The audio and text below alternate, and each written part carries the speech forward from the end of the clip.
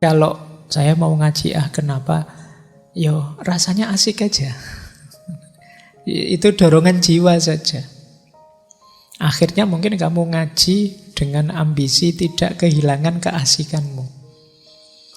Mungkin di sini kamu tidak sadar menyakiti temanmu yang lain. Entah lewat jalur mana, kamu hanya fokus pada keasikanmu saja. Mungkin kamu tidak sadar kakimu selonjor terus nendang gegere koncomu. Apa kamu tidak sadar kamu bolak-balik apalah menguapkah, ngangkat tangankah, terus temenmu, wah ini belum mandi mesti tadi sore.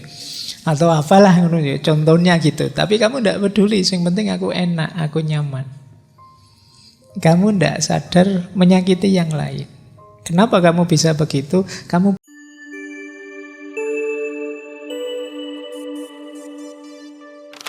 Assalamualaikum warahmatullahi wabarakatuh.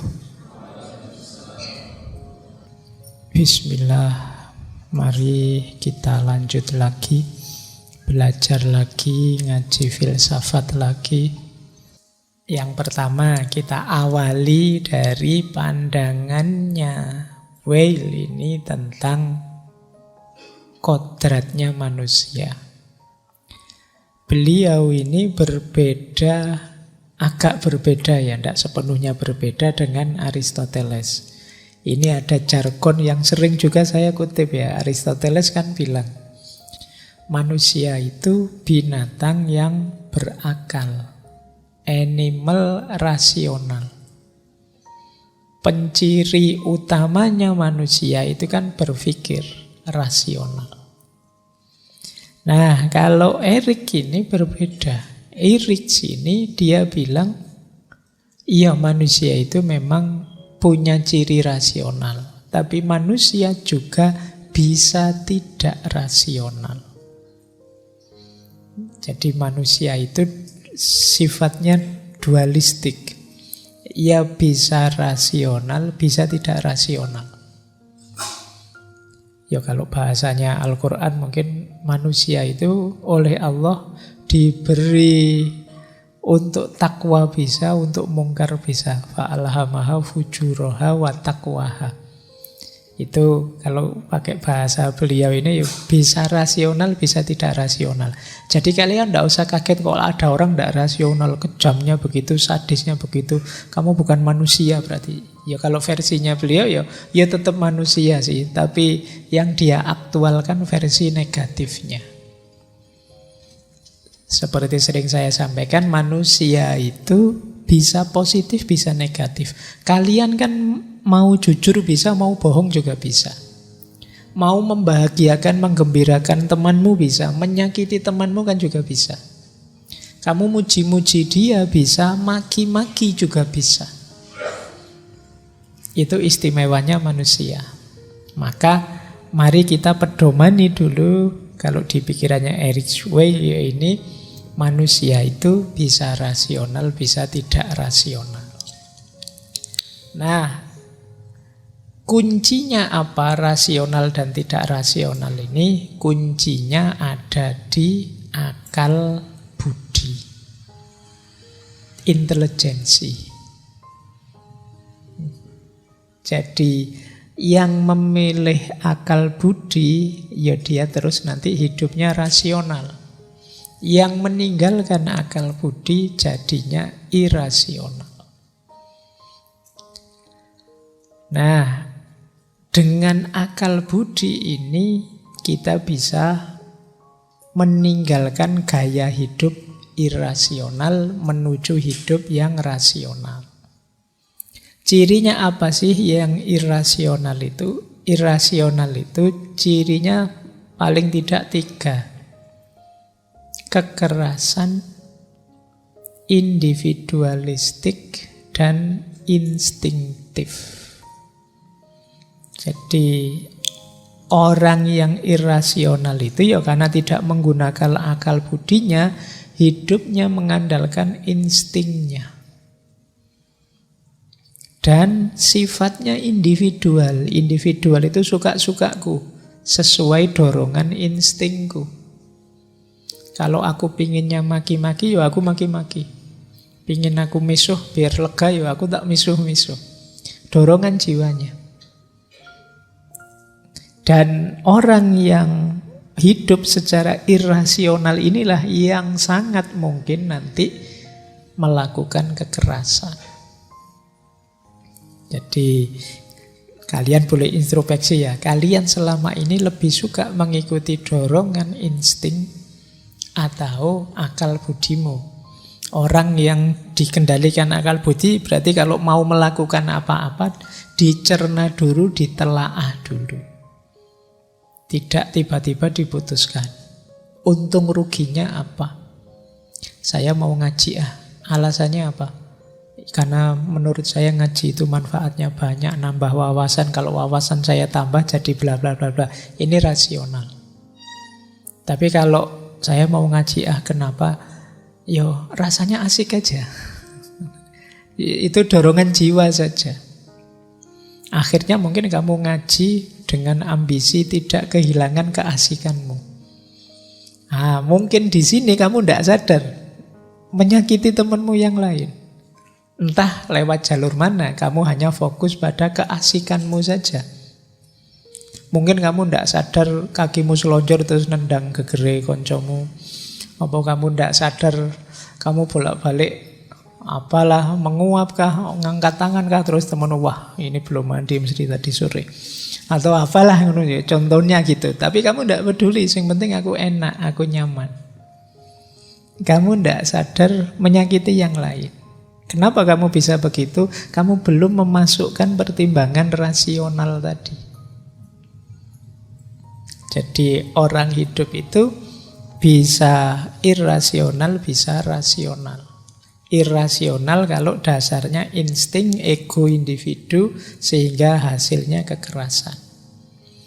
Kalau sudah bisa membebaskan diri dari insting ego dan nafsu kekerasan tadi, ya hidup kita mungkin lebih damai dalam kebersamaan dan dialog. Ini istilah-istilah nanti yang kita jelaskan di belakang.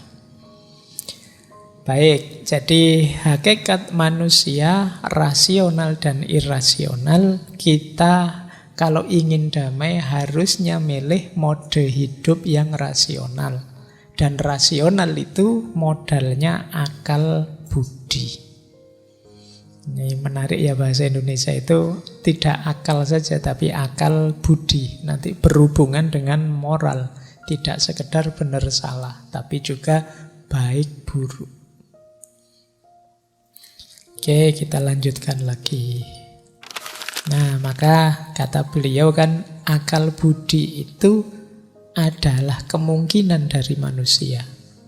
Kemungkinan tentang apa yang ia bisa. Tentu manusia bisa menjadi rasional, tapi tidak niscaya. Ia tetap mempunyai kemungkinan yang lain. Dan kita ketahui bahwa kemungkinan lain itu adalah kekerasan. Berarti hidup ini pilihan, kamu ingin hidup rasional atau tidak rasional. Yang tidak rasional itu pasti kekerasan.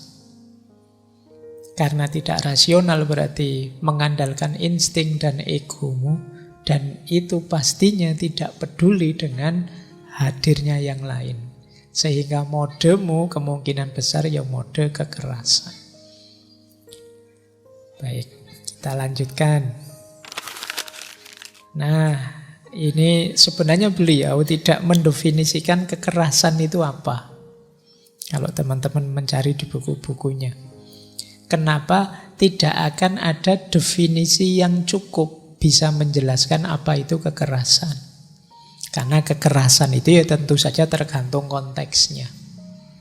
Satu tindakan mungkin saja itu masuk kekerasan dalam situasi tertentu, tapi di situasi yang berbeda itu belum termasuk kekerasan. Jadi definisinya bisa berkembang terus. Makanya mungkin beliau tidak menjelaskan definisi, hanya ciri-ciri.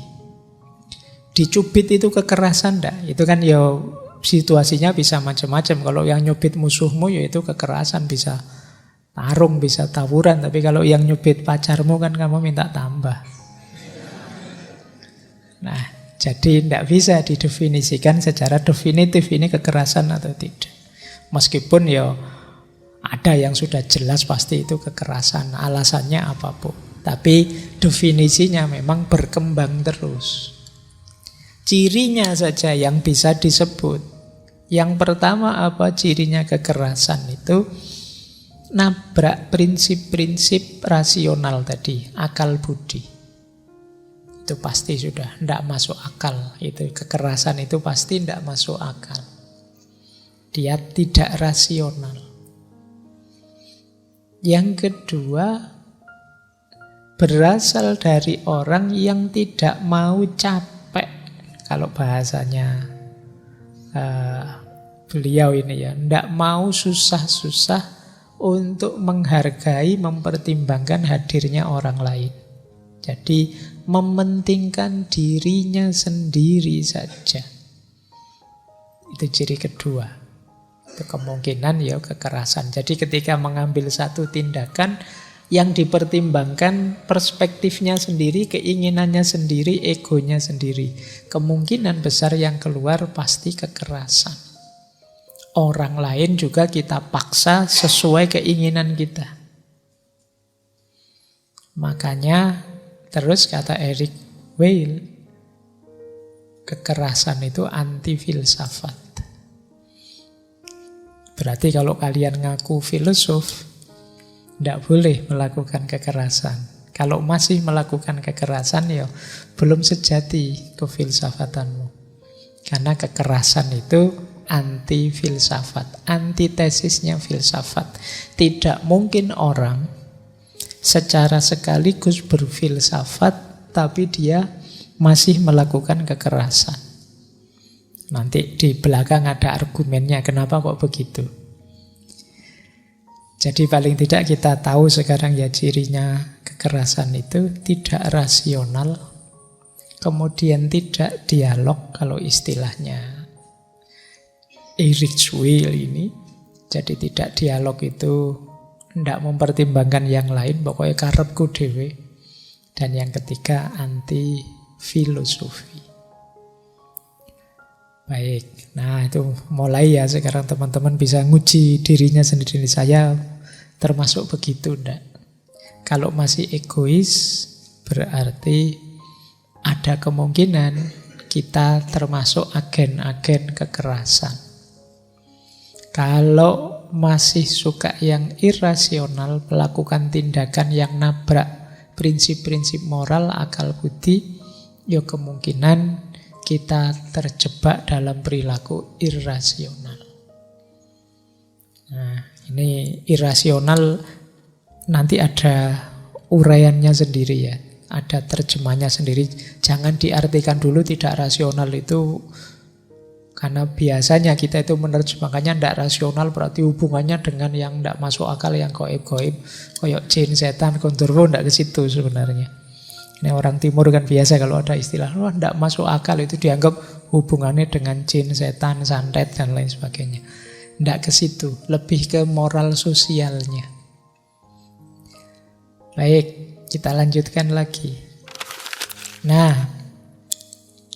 ketika hidup ini kita mungkin irasional, berarti ada dua opsi yang harus kita pilih menyikapi kekerasan.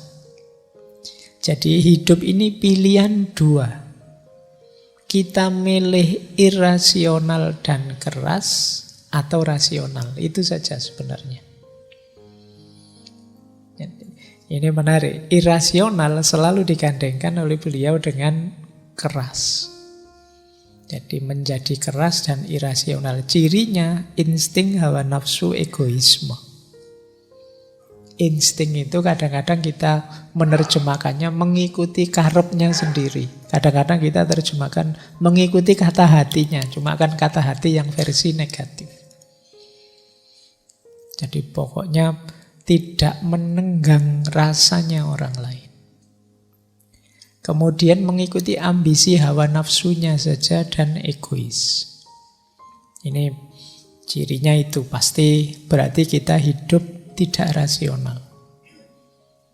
Pak, tapi saya itu egois tapi rasional, Pak. Kata beliau, tidak mungkin. Tidak ono egois kok rasional itu. Loh, egois saya itu pas kebetulan. Isinya yang rasional-rasional. Ya enggak. Egois itu berarti orang tidak mempertimbangkan perspektif, keinginan, kebutuhan, keadaan orang lain di sekelilingnya. Yang dia pikir dirinya sendiri saja. Mungkin dia membahas atau melihat orang lain, tapi orang lain dia baca, dia atur versi dirinya. Ini yang disebut egois. Meskipun dengan alasan, loh saya tahu yang terbaik untukmu apa. Kadang-kadang kita pakai kalimat sakti ini. Untuk adik kita, mungkin untuk anak kita, aku lebih ngerti yang terbaik. Padahal itu ego kita saja. Apa iya sih itu yang terbaik untuk dia? Apa pernah kamu tanya dia? Apa pernah kamu gali?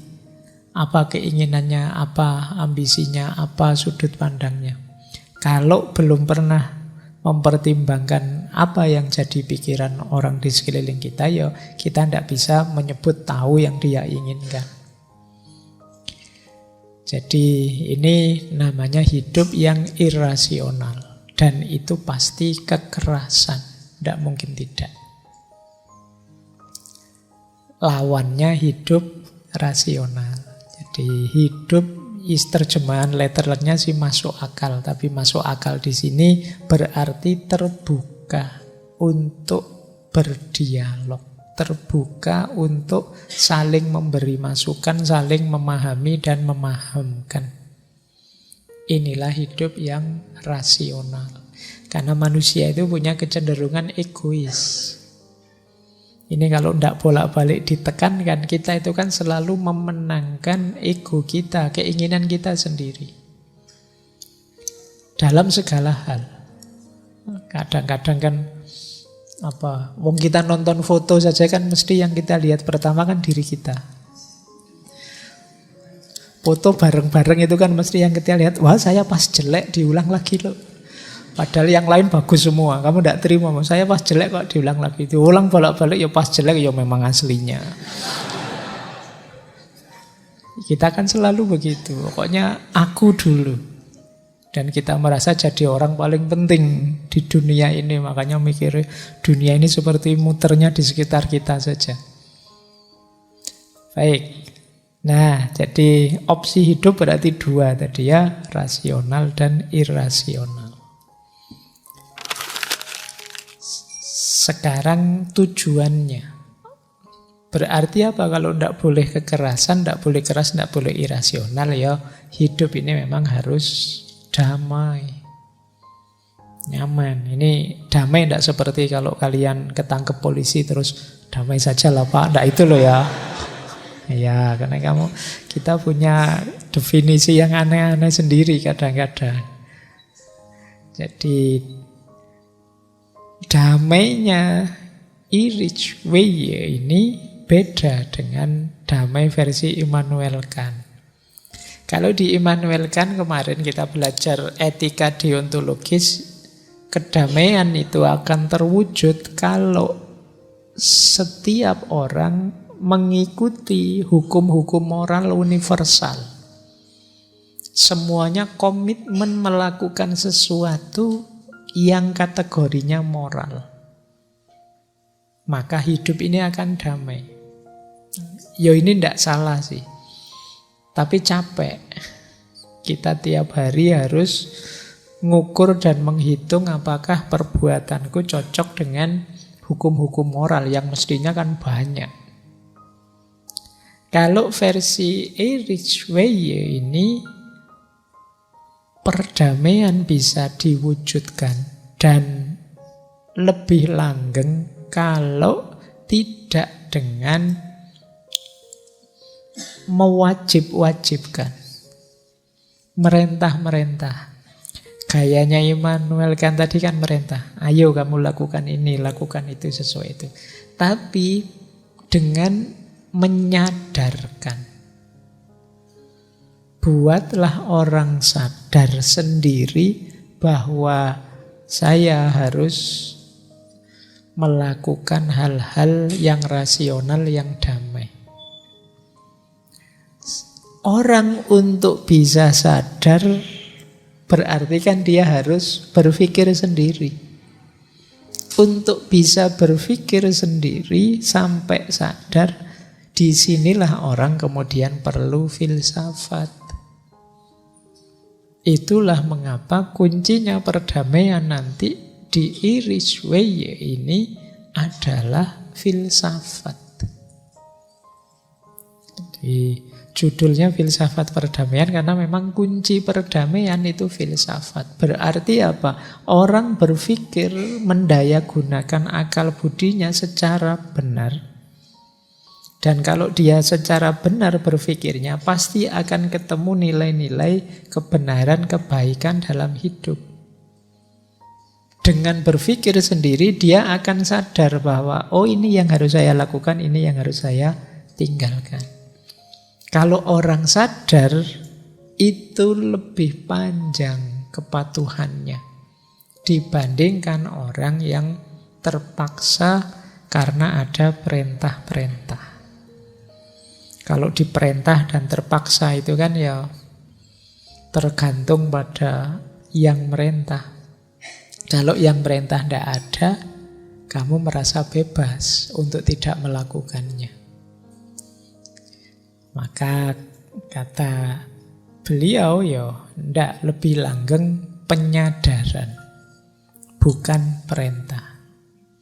Kalau diperintah saja ya melanggarnya mudah. Kalau pas yang merintah tidak ada atau polisinya pas lagi tidak kelihatan, ya kamu terus dengan santai melanggar. Kok tidak pakai helm? Tidak apa-apa Pak, lewat sini tidak ada polisinya kok.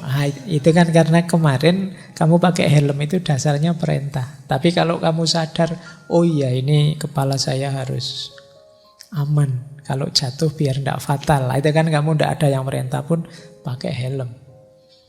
Oh iya kalau pakai helm rambutku tidak acak-acakan. Alasannya beda, tapi kan kamu sadar untuk pakai helm sendiri. Jadi berpikir sendiri itu lebih langgeng karena di situ menumbuhkan kesadaran. Berarti apa? Strategi untuk menghidupkan perdamaian harus muncul dari diri kita sendiri. Kita sadar sendiri. Caranya untuk sadar mikir. Tidak mungkin kalian bisa sadar kalau tidak mau berpikir. Kita lanjutkan lagi. Untuk bisa mewujudkan perdamaian, selain hidup bijaksana, hidup filosofis, hidup yang bermoral. Jadi hidup bermoral itu kita hidup dengan mempertimbangkan martabat kemanusiaan. Dan ini sebenarnya sifatnya natural, fitrah. Manusia itu paham dan rindu dengan hal-hal yang baik. Kita itu kompatibel dengan moral dan tidak cocok dengan perilaku immoral. Buktinya apa? Kita tidak nyaman melihat perilaku immoral. Kita tersentuh, terharu kalau melihat perilaku bermoral. Ada orang misalnya membantu fakir miskin sebanyak itu kan kita tersentuh hati kita. Tapi perilaku-perilaku tidak bermoral membuat kita gelisah. Kok ada ya orang sesadis itu, mengingatkan saja dengan cara dipukuli sampai tewas. Ini kita kan tidak tega. Tidak nyaman kita dengan ketidakbaikan. Karena memang struktur diri kita itu ya diciptakan oleh Allah kompatibel dengan kebaikan, tidak kompatibel dengan keburukan. Makanya kalau kita banyak melakukan hal-hal yang tidak bermoral, ya mungkin sistem kita akan crash, nge-lag, nge-hang. Jadi kacau hidup kita. Kenapa tidak sesuai dengan yang sudah diinstal sebelumnya, tidak kompatibel dengan spek kita sebagai manusia. Maka kalau ingin damai, bermoral. Ikuti nilai-nilai moral, kata hati kita yang positif, yang baik-baik. Nah, moralitas juga nanti jadi kunci hidup bersama. Jadi hidup bersama itu lebih banyak ditentukan oleh moral. Khususnya termasuk dalam ranah politik. Nanti kan beliau nulis juga buku tentang filsafat politik. Sederhananya begini, kita ini kan dalam berpolitik, bersosial, lebih banyak mengandalkan aturan-aturan. Tapi aturan-aturan itu bisa tidak ada gunanya kalau manusianya tidak bermoral.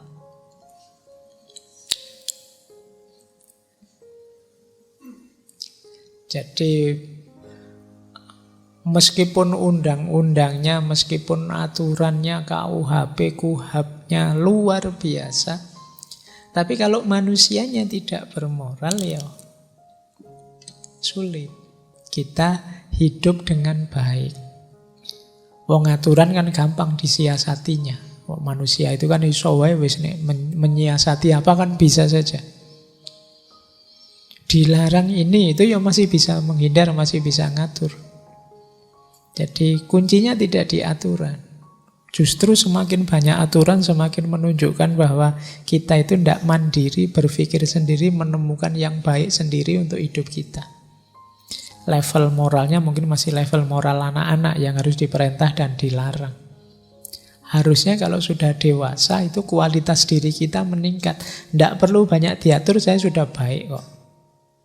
Tidak perlu diancam-ancam ini itu, tidak mungkin kok saya merugikan orang lain.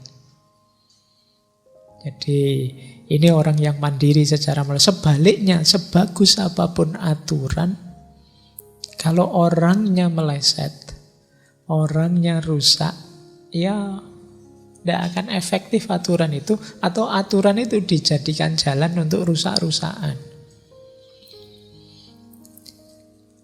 Berarti untuk bisa hidup damai kuncinya orangnya yang bermoral.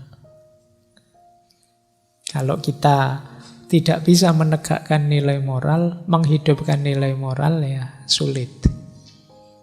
Kita untuk menghidupkan perdamaian, meskipun kita atur-atur, nanti setelah ini begini ya, kalau sedang begini harusnya begini, sampai detail gitu, seorang bisa mensiasati. Kayak mahasiswa itu kan kalau disuruh, pokoknya absen maksimal 75, kurang dari 75 tidak bisa ikut ujian. Nah itu kan mereka cara mikirnya ya kalau begitu kita bisa bolos 25% ya Pak. Jadi dia melihat sisi enaknya dari yang menyenangkan dia sesuai egonya dari aturan. Nanti mungkin disiasati, Pak itu izin boleh enggak Pak? Pak itu sakit boleh enggak Pak? Nah, terus akhirnya tiap hari bikin surat izin. Kan aturannya boleh Pak. Padahal itu absen dibuat biar kamu serius belajar. Tapi pada akhirnya kan kalian menyiasati itu.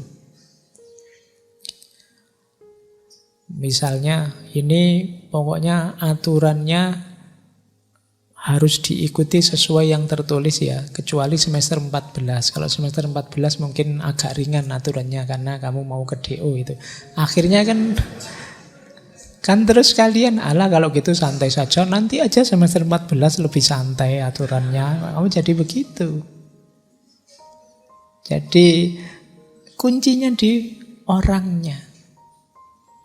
Ya sama lah kemarin waktu di pendidikan itu kan kita menggelisahi, wah ini sering kali ya aturan ganti-ganti, kurikulum ganti-ganti. Ya kalau orangnya tidak punya kesadaran, tidak punya kualitas moral yang tinggi, ya diganti kurikulum berapapun, aturan berapapun, ya pokoknya begitu saja cara ngajarnya. Nah, kuncinya tetap ada di orangnya.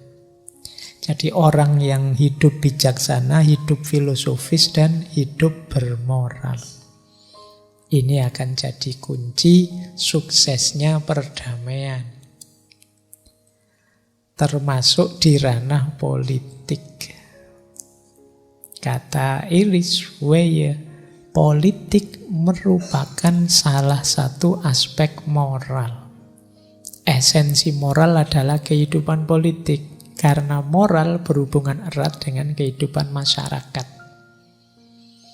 Nah, jadi semoga tidak ada di kita politik yang tidak bermoral. Semoga, kalau semoga itu kan doa. Siapa tahu dikabulkan oleh Allah. Amin. Amin, mantap. Baik, kita lanjutkan. Nah, sekarang kita lihat ya.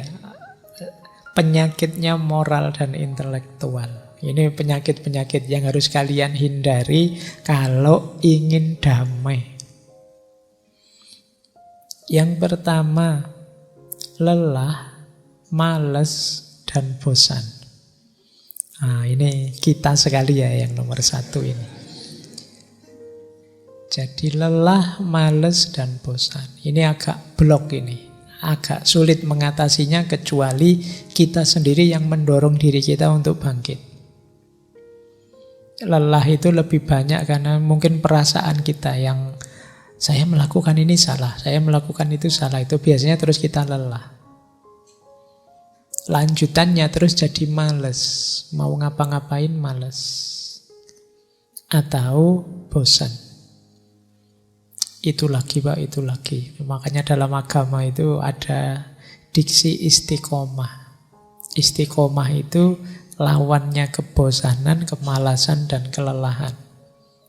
Karena memang untuk membangkitkan perdamaian dalam hidup, untuk hidup yang damai, kita perlu terus-menerus berefleksi, berfilsafat. Menemukan titik-titik bijaksananya hidup sehingga kebersamaan ini tetap damai. Dan itu memang melelahkan. Kalau kalian sudah lelah, males, bosen, ya sudah. Siap-siap selalu kita berada dalam lingkaran kekerasan. Jadi perjuangan lepas dari kekerasan, ayo kita menaklukkan rasa lelah, rasa malas, rasa bosan.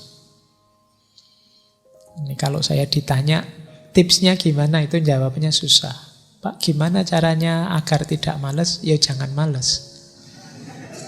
Ya, agar tidak bosan, ya jangan bosan. Karena kuncinya memang hanya dari niatmu dan kesungguhanmu.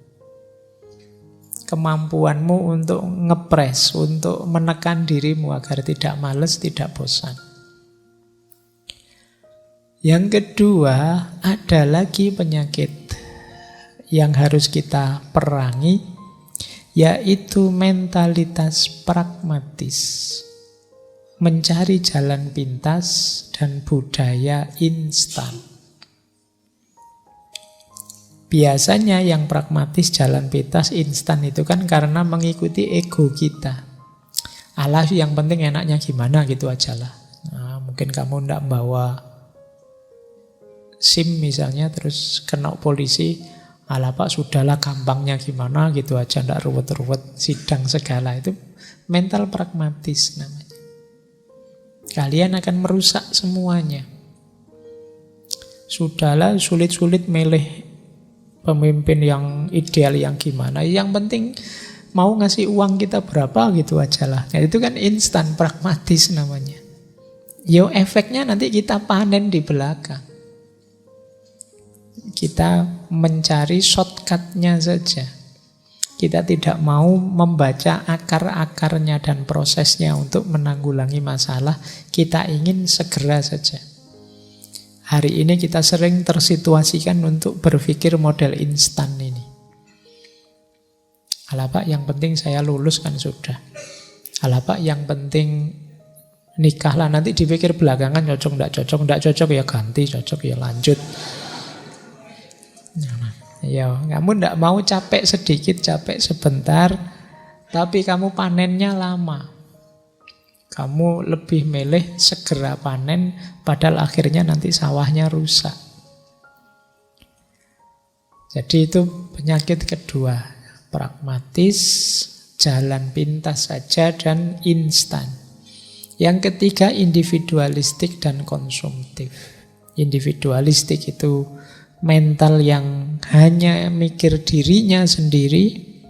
Kalau konsumtif itu kondisi kita yang ingin sudah jadi saja yang kita jalankan. Kita tidak mau berproses, pokoknya silahkan kamu yang buat, saya tinggal menikmati. Mas, ayo kita mengupayakan perdamaian. Itu bukan saya, Pak. Ya itu tugasnya pemerintah, tugasnya Jadi saya tinggal menikmati saja. Mental konsumtif.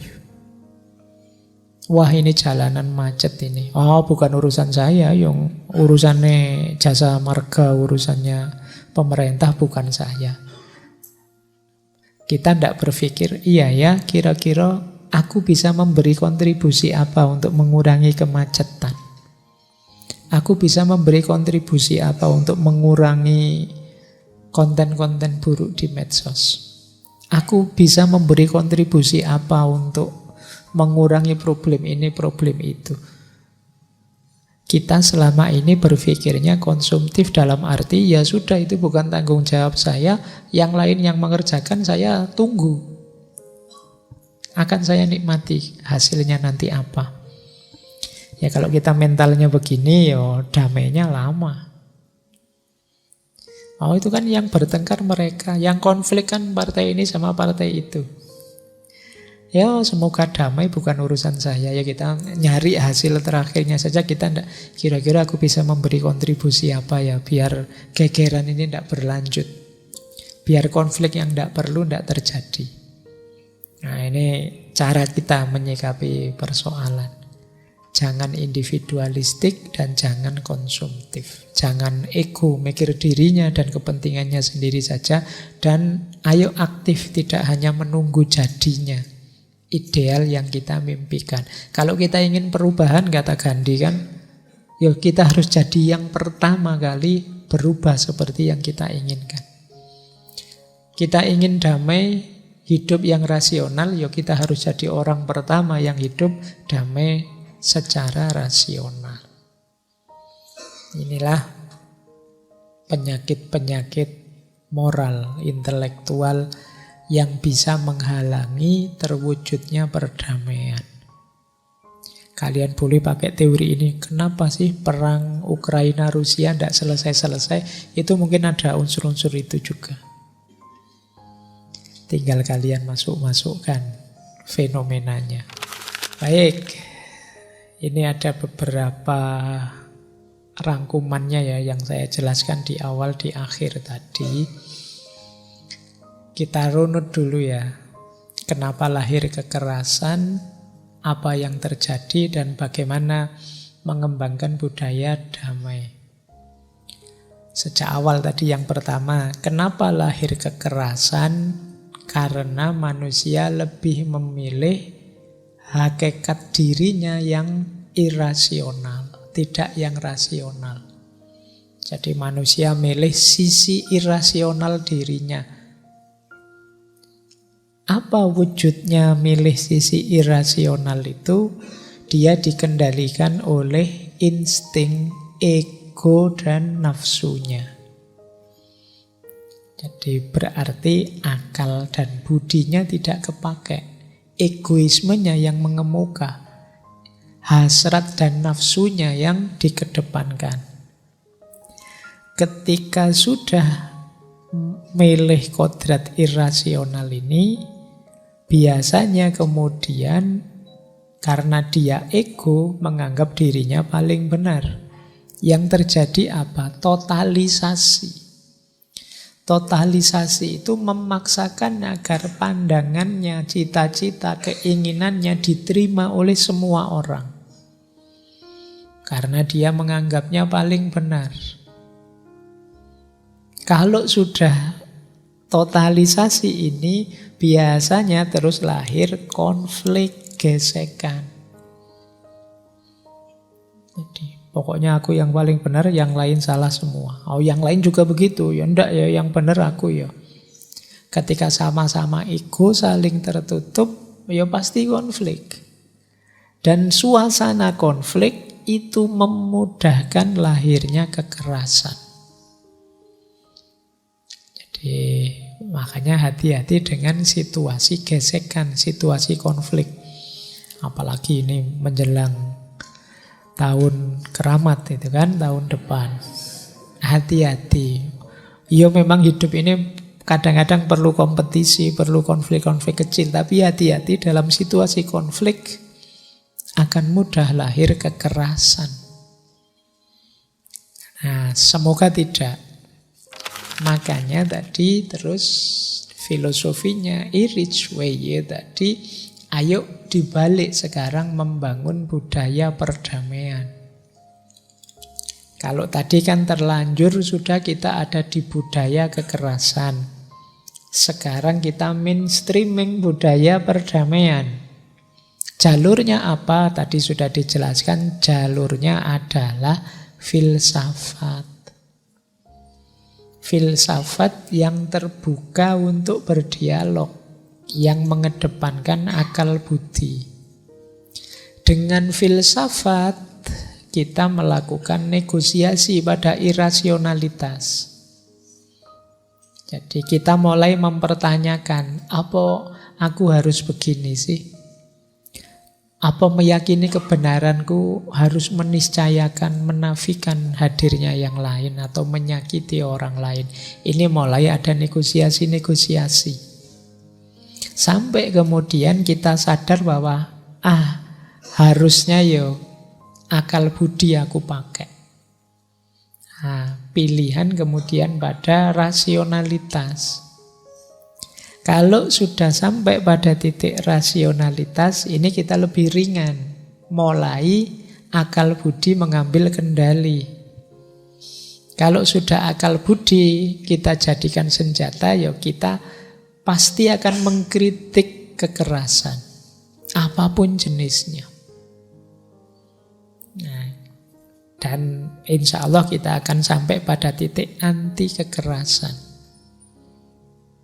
Kalau sudah ini jadi sudut pandang anti kekerasan itu, pelan-pelan akan lahir budaya damai.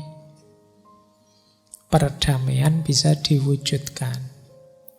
Jadi keywordnya ada pada filsafat, akal budi, dan dialog. Dari situlah kita bisa membangun perdamaian. Semakin orang mau mendayagunakan akal budinya, yang itu menjadi modal utamanya filsafat, semakin mudah kita sampai pada titik damai dan perdamaian. Jadi ini rumus-rumus utama dari gagasannya Erich Weye tentang perdamaian. Membangun budaya damai, menghancurkan budaya kekerasan, menghindari lahirnya kekerasan. Ini inti-inti tema kita malam hari ini.